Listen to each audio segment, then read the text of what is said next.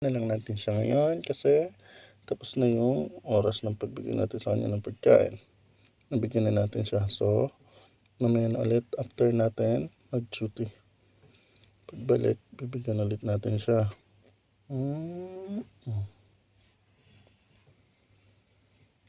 Siya, napakabait na ito guys. Siyempre, dapat after mo siya bigyan ng treats, kailangan mo siya hawakan para masasanay siya sa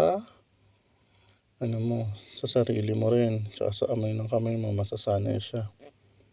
Yan, para sa susunod hindi kanya kakagatin. Yan, diba? Bye-bye. Duty time na. See you mamaya. Bye-bye na.